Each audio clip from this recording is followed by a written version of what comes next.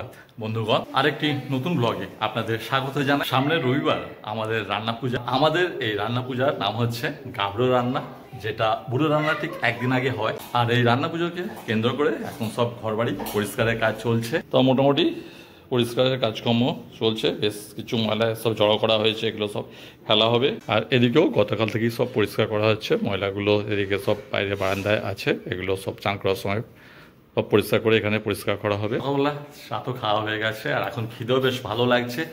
এখন তাহলে একটু সকালে খাওয়া দাওয়া দেখি গিন্নিকে আয়োজন করছি। ডিমের অমলেট হচ্ছে, এদিকে আলু ভাজা হচ্ছে, আর ব্রেকফাস্টে থাকছে একেবারে আমার মন পছন্দ খাবার, পান্তা ভাত ডিমের অমলেট দিয়ে আলু ভাজা দিয়ে।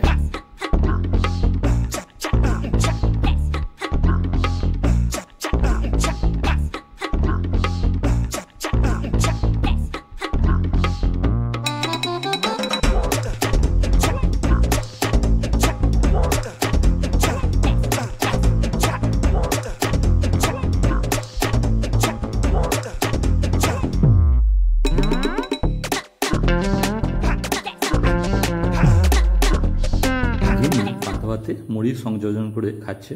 সকালে টিফিন খেয়ে এবার চলেছি পাড়ার লোকাল স্টেশনারি দোকানের দিকে, সেখান থেকে কয়েকটা জিনিস নিয়ে আসার আছে। আর এর মধ্যে এখানে টিপ টিপ করে বৃষ্টি শুরু হয়ে গেছে।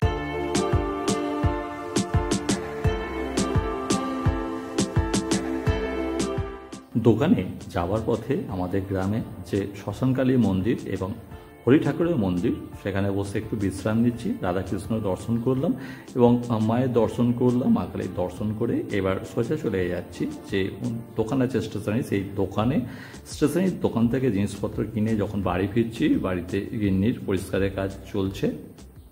গিন্নির সাথে মিলে ঘরবাড়ি পরিষ্কার করতে করতে বেলা গড়িয়ে কখন যে দুপুর 3টে অতিবাহিত হয়ে গেছে বুঝতেই পারিনি। এর মধ্যে অনেক কিছু শর্ট ভিডিও সেগুলো নিতে ভুলে গেছি। আর এই ভুলে যাওয়া ব্যাপারটা যদি কোনো কিছু একটা পদ্ধতি থাকতো যেটা স্মৃতিশক্তি বাড়ানো যেত, খুবই ভালো হতো। বলেন কি বলেন, তাই না? এরকমই একটা পদ্ধতি আমি খুঁজে পেয়েছি, যে পদ্ধতি অনুশীলন করে মাইন্ড পাওয়ার কিছুটা বাড়ানো যায়। মনের শক্তি ঠিক কি, আমরা যেভাবে চিন্তা করি, আমাদের মন যেভাবে কাজ করে, সেটাই হচ্ছে আমাদের মাইন্ড পাওয়ার। এটা আমাদের ভাবনাগুলোকে বাস্তবে পরিণত করতে সাহায্য করে। আর আমরা যদি আমাদের মনের এই শক্তিকে সঠিকভাবে ব্যবহার করতে পারি, তাহলে জীবনের যে কোনো লক্ষ্যেই কিন্তু আমরা জয়লাভ করব। আমাদের মনের শক্তি এক অবিশ্বাস্য ক্ষমতা। এর মাধ্যমে আমরা কেবল আমাদের লক্ষ্যগুলো অর্জন করতেই সক্ষম হই না, এর মাধ্যমে আমরা আমাদের জীবনধারা, মানসিকতা সবকিছু পরিবর্তন করতে সক্ষম হই। তাহলে কিভাবে এই মাইন্ড পাওয়ারকে কাজে লাগাবেন? আপনার প্রথম ধাপ হচ্ছে আপনার চিন্তাধারাকে নিয়ন্ত্রণ করা। আমাদের মনের প্রতিটা চিন্তা আমাদের জীবনধারায় প্রভাব ফেলে। আপনি যদি ইতিবাচক চিন্তা করেন, তাহলে আপনার কাছে জিনিসটা ইতিবাচক থাকবে, সাথে সাথে আপনার জীবনে ইতিবাচক পরিবর্তন আসবে। দ্বিতীয় ধাপ হলো বিশ্বাস করা। আপনি যা করতে চান সেটাতে আপনাকে অবশ্যই বিশ্বাস রাখতে হবে। বিশ্বাস হলো মনের শক্তির মূল চাবিকাঠি। যদি আপনি আপনার লক্ষ্যে পূর্ণ বিশ্বাস রাখতে পারেন, তাহলে আপনার মনের শক্তি আপনাকে কিন্তু সেখানে ঠিক পৌঁছেই দেবে।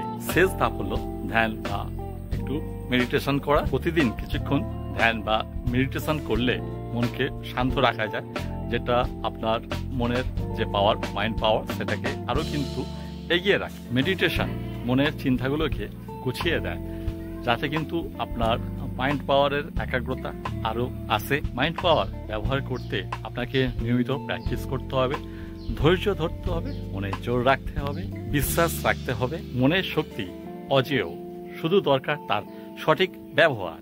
আমি একটা প্রোগ্রাম থেকে এই সমস্ত তথ্যগুলো পেয়েছি, আপনাদের সামনে উপস্থাপন করলাম এবং সেই প্রোগ্রামটা করে আমি অনেক উপকৃত হয়েছি। আপনারা যদি সেই প্রোগ্রামটা পারচেস করতে চান, তাহলে ভিডিওর ডেসক্রিপশন বক্সে আমি লিঙ্ক দিয়ে রাখছি, আপনারা ক্লিক করে সেখান থেকে জিনিসটা দেখে নিতে পারেন। খুবই উপকারী জিনিস। আর বেলায় যখন একেবারে অবেলা হয়ে গেছে, এত বেলায় আর ভাত খাবো না, গিন্নিকে বললাম এখন একটু চা করে দিতে। এখন একটু চা খাবো, তার সাথে একটু স্ন্যাক্স থাকবে।